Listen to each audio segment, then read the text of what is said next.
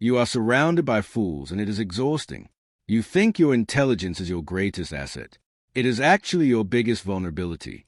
The modern world tells you to educate the ignorant, to use logic to find common ground.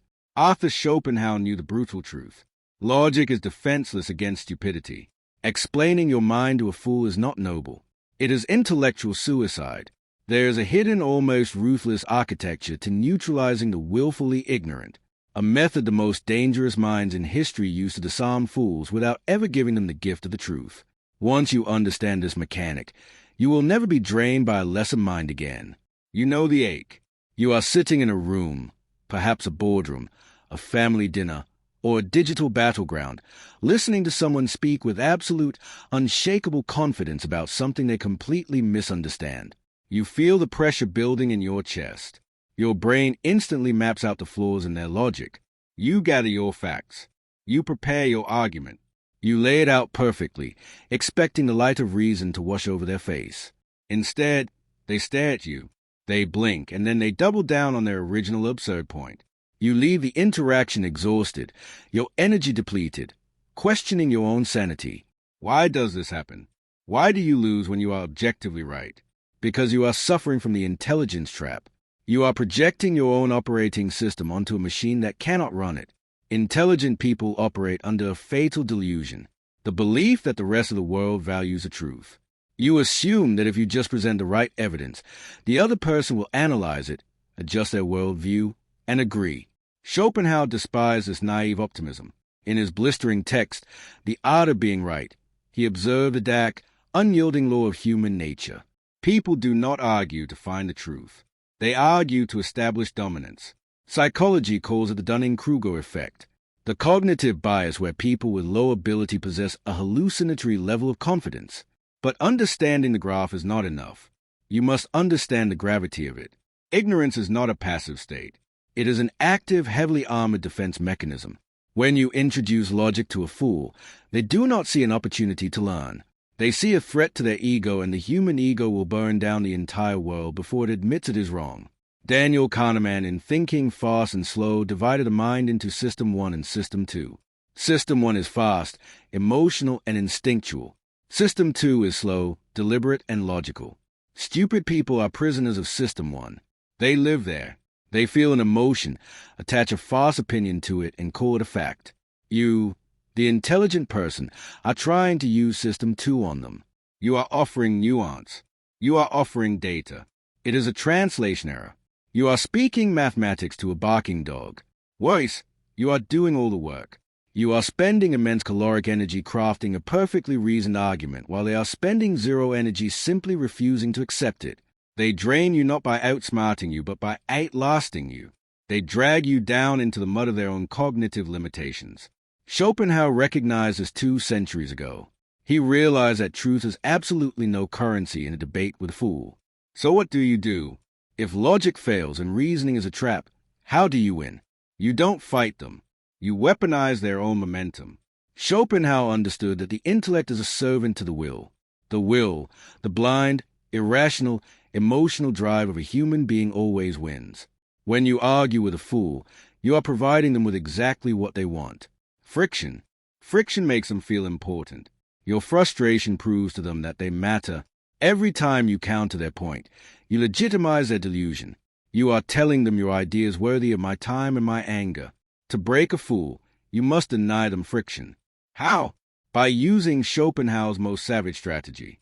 Do not disagree with them, agree with them, but agree with them so completely, so violently that you push their argument into the realm of pure absurdity. In philosophy, this is akin to reductio ad absurdum. In dark psychology, it is simply handing a man enough rope to hang himself. Imagine a colleague who insists that all modern art is a scam and that anyone could paint a masterpiece. The instinct of the intelligent person is to argue about technique, art history, and subjective expression. Stop. Instead, lean in. Nod slowly. You are entirely right. You say, in fact, since it is so easy, we should quit our jobs today. We will buy some paint this afternoon. You can do the canvases. I will find the gallery. We will be millionaires by Friday. Why are we even sitting in this office? Watch their eyes. You have not attacked them. You have completely validated their premise, but you have accelerated it to its logical, catastrophic conclusion. The fool operates on the surface. They never think 3 steps ahead. When you force them to look at the destination of their own thought process, their brain short-circuits. They have to backpedal. They have to inject nuance. They have to suddenly start arguing against themselves to save face. You did not defeat them with your logic. You defeated them with their own stupidity. Schopenhauer employed this mercilessly against his academic rivals. He did not engage in polite discourse with people he considered charlatans. He did not treat their ideas as equals. He magnified their flaws until the flaws became comical. When you do this, you protect your own energy. You step out of the ring. You become the observer, watching a child trip over their own shoelaces. But this requires a terrifying shift in your own psychology. You must kill the part of your ego that desperately wants to be recognized as right. Intelligent people are addicted to being correct. You want the satisfaction of the other person conceding. You want the moral victory. Schopenhauer would tell you that seeking validation from a fool is the ultimate form of stupidity. Why do you care if a lesser mind acknowledges your brilliance? Why do you need a blind man to compliment your painting? When you drop the need to be right in their eyes, you become immune to their provocations. You stop giving them the remote control to your nervous system. Let them hold their incorrect beliefs. Let them walk into the world with their flawed maps. It is not your duty to save them. It is your duty to protect yourself from them. Which brings us to a darker, more necessary realization. Stupidity is not a passive trait. It is highly contagious. If you spend enough time trying to navigate the chaotic, irrational landscape of a foolish person's mind, you will begin to compromise your own. Cognitive load theory explains that our mental bandwidth is strictly limited. When you interact with a highly irrational person, your brain works overtime. You are trying to predict their unpredictable reactions. You are suppressing your own frustration. You are walking on eggshells. This sustained cognitive taxation slowly degrades your own decision-making abilities. You become irritable. You make poor choices. You lose your creative edge. You are letting a parasite feed on your intellectual capital. Schopenhauer was notoriously solitary. People called him a misanthrope. They said he hated humanity, but read the wisdom of life. He did not hate humanity. He was simply ruthless about his mental diet. He wrote, "To marry is to have your rights and double your duties." He applied the same harsh mathematics to human interaction. To engage with a fool is to have your intelligence and double your exhaustion. He developed the famous porcupine dilemma. On a cold winter night, porcupines huddle together for warmth, but their quills prick each other, forcing them apart. They are trapped between freezing in isolation or bleeding in intimacy. The intelligent person must master this distance. You cannot avoid stupid people entirely. They are your managers, your clients, your neighbors, and sometimes your blood. But you must establish a psychological quarantine. When you are forced to interact with them, you do not bring your authentic self to the table. You bring an avatar. The avatar is polite. The avatar smiles. The avatar speaks in short, agreeable sentences. Interesting perspective. I see what you mean. That's one way to look at it. The avatar gives them nothing to attack. The avatar is a mirror reflecting their own noise back at them while your actual mind remains protected behind a fortress of detachment. This is the Machiavellian application of Schopenhauer philosophy. You are physically present but intellectually absent. They will think they are having a conversation with you. They will think they are winning. Let them. The illusion of victory is the cheapest toy you can give a fool to keep them quiet. Do you feel the guilt rising? The societal conditioning telling you that this is manipulative, that it is arrogant to view others this way. Kill that guilt. That guilt is exactly why you have been suffering. You have been treating intellectual predators like fragile victims. A foolish person who aggressively insists on their own ignorance is not innocent. They are a hazard. David Robson in The Intelligence Trap details how institutional stupidity smart people following the confident incorrect herd has caused plane crashes, economic collapses, and medical disasters. Stupidity is dangerous. You do not owe it your vulnerability. You do not owe it your energy. You must view their ignorance as a force of nature. You do not argue with a hurricane. You do not try to educate a flood. You board up the windows.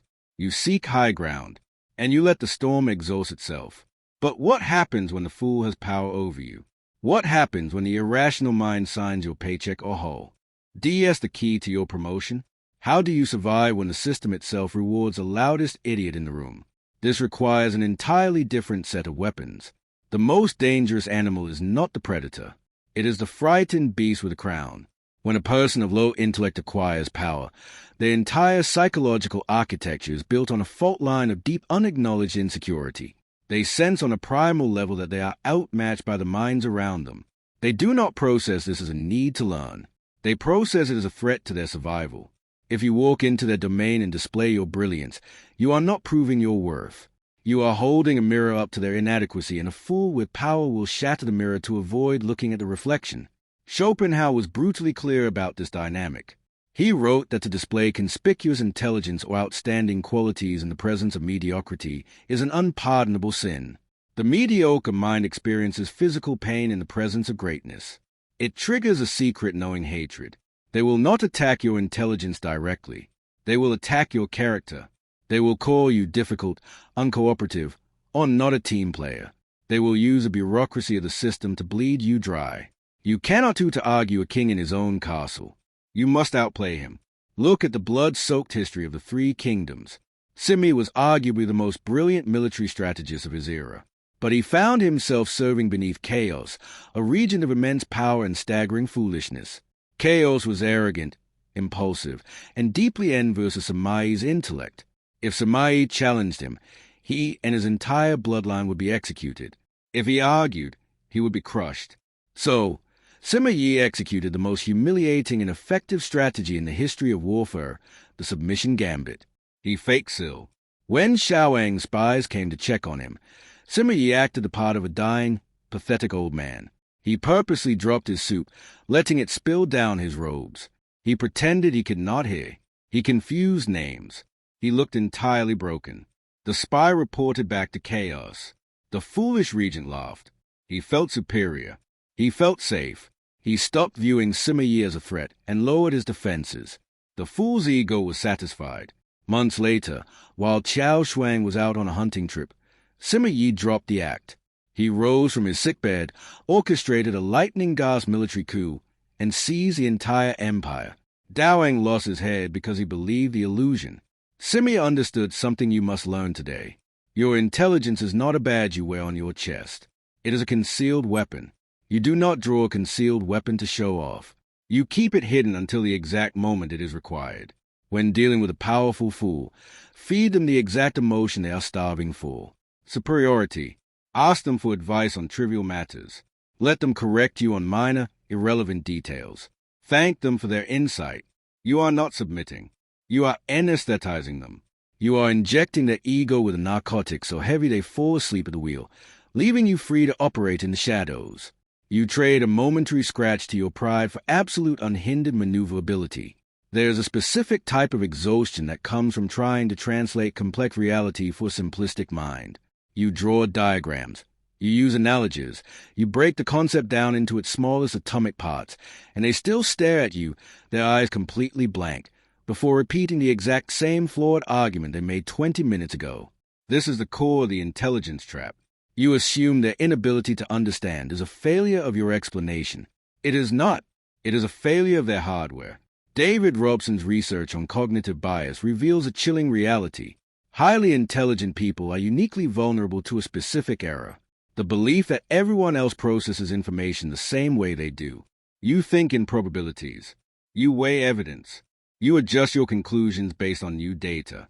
The fool thinks in absolutes. They form a conclusion first, usually based on a visceral emotional tribal loyalty, and then they completely reject any data that contradicts it. Trying to force them to see the nuance is like trying to install the latest operating system on a typewriter. It is impossible. The architecture does not support it. So, stop trying. Schopenhauer advised a radical departure from the instinct to educate. In his 38 strategies for winning an argument, he designed tactics specifically for dealing with opponents who are immune to reason. One of his most effective methods is the strategic use of irony. When a fool corners you with a demand for agreement on a ridiculous premise, do not fight the premise. Say this: "What you are proposing is so extraordinary, it completely transcends my poor capacity to understand it. I must defer to your judgment." The fool will puff you, tee their chest. They will take it as a concession. They will believe they have dazzled you with their brilliance. But anyone with a fraction of intellect watching the exchange will hear the dripping sarcasm. You have insulted them to their face, and they thanked you for it. You have safely exited the conversation without expending a single calorie of intellectual energy. You must understand the economics of attention. Every hour you spend debating a fool is an hour stolen from your own empire. It is energy diverted from your wealth, your health, your actual goals. Fools are energy vampires. They do not produce. They consume.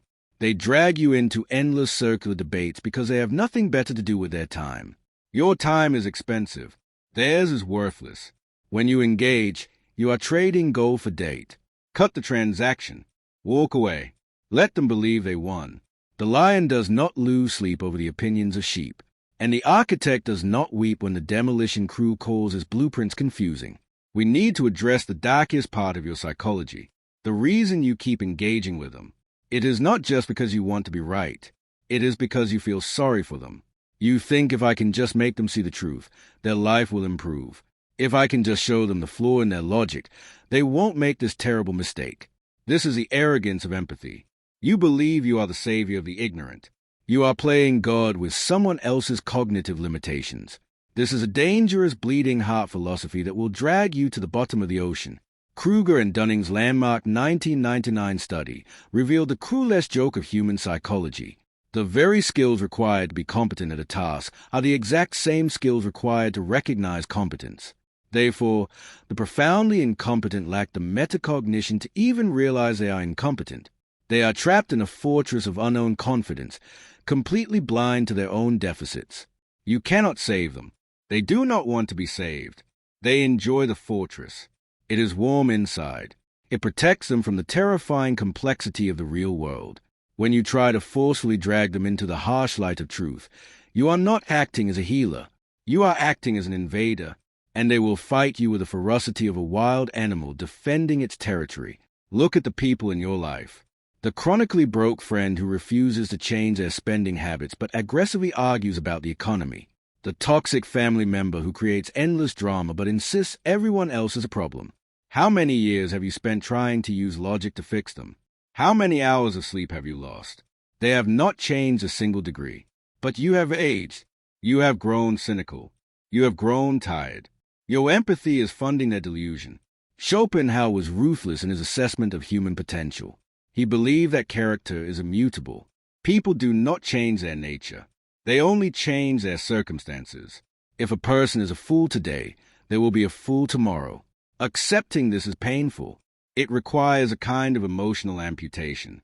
You have to look at people you might care about or people you must work with and accept their terminal limitations. You stop trying to upgrade them. You start managing them. You manage a fool the way you manage heavy machinery. You keep your hands out of the gears. You stay behind the safety lines. You expect it to operate exactly as it was built to operate. When the machine malfunctions, you don't argue with it. You pull the plug. What happens when you finally stop fighting them? What happens when you drop the rope, stop explaining yourself, and simply observe the circus around you without participating in it? You experience a profound, terrifying shift. You realize how much of your identity was wrapped up in being the smartest person in the room. You realize how much you relied on the friction of debating fools to feel alive. When you take that away, you are left with yourself. This is where the true test begins. Most intelligent people surround themselves with lesser minds intentionally. They do it because it is safe. It is easy to look like a genius when you are surrounded by idiots. It is a psychological crutch. But Schopenhauer warned that a man of high intellect who fraternizes with the vulgar will eventually be dragged down to their level. The mind adapts to its environment. If you spend your days arguing about trivialities, your mind will become trivial. You must withdraw, not a physical withdrawal into the woods, a mental withdrawal, an emotional quarantine. You must become comfortable with being misunderstood. Fools will misinterpret your distance. They will call you arrogant. They will say you have changed. They will assume your refusal to argue is a sign of weakness. Let them. Their judgment is based on a flawed premise. Why should the judgment of a flawed mind affect a piece of a shawl? RP1, imagine walking through an asylum. The patients point at you and call you crazy. Do you stop to debate them? Do you pull out a medical chart to prove your sanity? No. You keep walking. You understand their reality is distorted. The world is a much larger asylum, but the principle remains the exact same. When a fool insults you, it is not an insult. It is a misdiagnosis. When they reject your idea, it is not a failure. It is a confirmation that your idea is beyond their reach. This level of detachment is not coldness. It is absolute clarity. It is the understanding that your energy is a finite resource, and every drop spent on someone committed to their own ignorance is a drop stolen from your own potential. We have spent centuries glorifying the debate. We idolize the image of the intellectual warrior standing on a stage dismantling their opponent with sharp logic and flawless rhetoric. But look close at those debates. Nothing is ever resolved. The opponent never yields. The audience simply cheers for the side they already agreed with. It is theater. It is a game played for applause. The truly dangerous minds do not play for applause. They play for outcomes. If you want to be effective, if you want to be truly unshakable, you must abandon the theater. You must adopt the mindset of an architect navigating a world of toddlers. You do not ask the toddlers for permission to build. You do not explain the load-bearing capacity of the pillars to them. You give them a toy to distract them, and you pour the concrete while they are looking the other way. This is the ultimate application of Schopenhauer's philosophy. You accept the world exactly as it is, dominated by irrationality, driven by emotion and hostile to truth. You do not complain about it. You do not try to fix it. You exploit it. When you know that people operate on ego, you use their ego to steer them. When you know they are blind to logic, you use their emotions to guide them. When you know they are starved for validation, you feed them just enough to keep them compliant. You become the invisible hand. They think they are making the decisions. They think they are in control. But every choice they make is within the parameters you silently constructed. This is a transition from intelligence to power. Intelligence is knowing you are right. Power is not caring if they know it. Intelligence is winning the argument. Power is winning the objective while they think they won the argument. You clicked on this video because you were exhausted. You were tired of the constant friction, the endless circular conversations, the feeling that you were losing your mind trying to inject reason into an unreasonable world. You thought the solution was a better argument, a sharper fact, a more persuasive tone. Now you know the truth. The solution is surrender, not surrendering to them.